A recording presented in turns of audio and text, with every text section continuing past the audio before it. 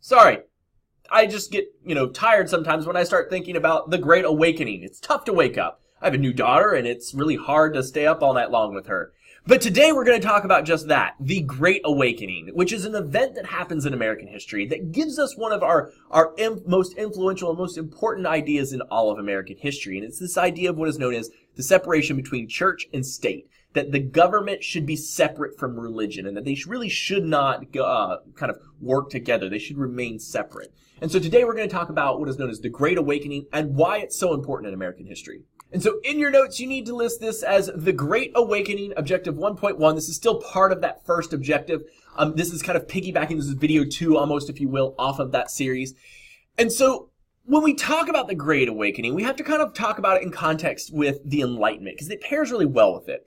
After the Enlightenment, many colonists had started to kind of turn away from religion, or maybe they had thought of new forms of religion. For instance, many of the founders, Thomas Jefferson included, were known as what was known as deists, which means that they believed that there was a God, but that God really wasn't involved in the day-to-day workings of the world, that he really was more like a clockmaker. He started the world, he set it in motion, and he backed away and let it work itself out, that he wasn't really listening or there and influential, right? Preachers, on the other hand, really, and most Christian preachers are really trying to reassert their influence over their followers. And so in the 1730s and 1740s, there's a series of revivals of what is known as the Great Awakening. The idea of the Great Awakening is this reawakening of the religious spirit, of becoming one and coming back into religion again. Now, there's two really influential people that we need to talk about when we talk about the Great Awakening. One of them is this guy, George Whitefield. And yes, I promise you, that is an actual painting of him.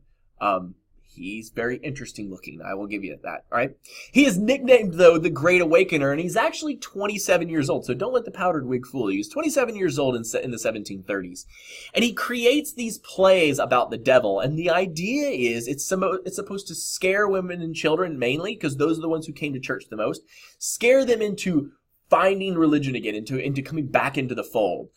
He would go on these long circuit tours across the country and give all of these speeches, and he kind of becomes America's first real celebrity. People would come from far and wide to hear this. Think of it a little like this. Why do you like to go to horror movies? You like to go to horror movies, right, because it scares you. And for some people, this was a form of kind of modern-day horror movie. It gave them something to be scared about, and it was entertaining. You didn't get all of this just reading your family Bible at home. You actually had to go to these and hear this guy speak to really get what was going on in the Great Awakening. So as influential as George Whitefield was, Jonathan Edwards maybe was more influential. He wrote a series of pamphlets and plays called Sinners in the Hands of an Angry God. And this will be incredibly influential in American history because it's really going to be kind of the first bestseller, the first thing that's going to really bring people together to watch these speeches. He's a theologian. He's a very emotional speaker. He uses his hands. He has kind of plays acted out. He does all of this because he believes that young people had really turned away from religion and that they were living a little too freely. They were had a little too much freedom. They were not obeying their parents as they should. They were not following God's law as they should. He wanted literally to fright persons away from hell, meaning that he wanted to scare you so badly that you straightened up. Think of it like those prison shows, Scared Straight, where they take the little bratty teenager and they take them to prison and then the prisoners scream in their face the entire time. It's kind of like an 18th century version of that. All right, sermons were filled with vivid descriptions of hell and torment and people being poked and prodded and burning and being set aflame. And it was again, a form of entertainment for a lot of people at this time.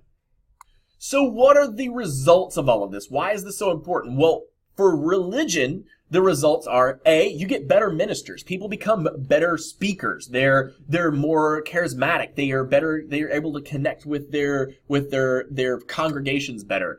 You get churches that split. There are plenty of people who hear what these Great Awakening speakers have to say and say, that is not my religion, and they split off and create their own churches.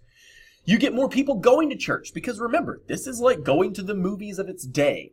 And you get the Baptist and Methodist churches that grow enormously. The Baptists mainly in the South, will grow very large and come to kind of define, and the Baptists and Methodists will come to define the majority of American Protestant faith. The social results, well, it really democratized religion. And what we say by that is it takes power away from the churches and minister and really puts it in the hands of the people. Because for the first time, preachers start to realize, if I want more people to come to my sermons, then I have to give them what they want. And what they want is these fire and brimstone, these theatrical performances, right? It gives a renewed interest in intellectualism, meaning that people really want to start learning more about science and art and music and religion even, right? And they want to become smarter as a result. And it also prompted the creation of universities and libraries. Many of the first universities in the United States will be religious institutions, theological colleges. Harvard, for instance, was a divinity school where you went to become a priest or a preacher, right? And the whole idea is you go there and you become a well-educated person so that you can go back to your community and lead the others down the straight and narrow path. So, why is this so influential? Well, because for the American Revolution might not have happened without the Great Awakening. It helps people to understand that they are important, that they'll start to see themselves as maybe God's chosen people, and they start to see a divide from what's going on in the United States or the colonies, what that belief system is, versus what's going on in Britain that's not having quite the same revival, Great Awakening that we have here. It also paved the way for what's known as the separation of church and state, which means the government and religion should not really be one and the same, that they should be separate. See, in England, the Church of England, the king is the head of the Church of England, not the Pope as it was in Catholicism. That happened all the way back with Henry VIII.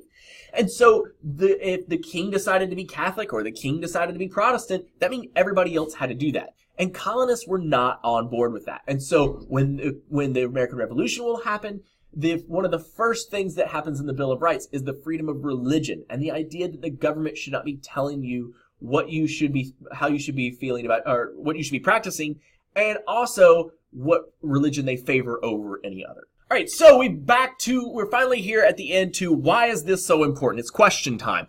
Why is the Great Awakening so important? Well, it set the stage for colonists to begin to see themselves as a chosen people, as somebody who is special and individual, and you'll see this idea crop up again and again and again, especially when we get to the idea of something called manifest destiny, where the American people begin to see themselves as God has given them this continent to do with what they will. All right. It also paves the way for a separation of church and state, which is incredibly important. It's so important. It was one of the first rights listed in the Bill of Rights.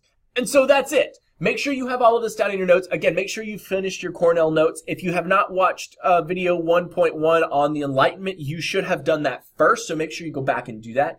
If you have, and you've watched this one now, you may actually go ahead and go on to video 1.2 on the pre-revolution, what happens right before the American Revolution really gets started. And I'll give you a hint, it even involves a war. Until next time, make sure that you write any questions down and come see me in class when we do one of our huddles. If you don't have any other questions, enjoy the rest of this unit. I hope you're enjoying the mastery unit so far. And if that's it, then have a great rest of your day, and I will see you tomorrow. Bye-bye, everybody.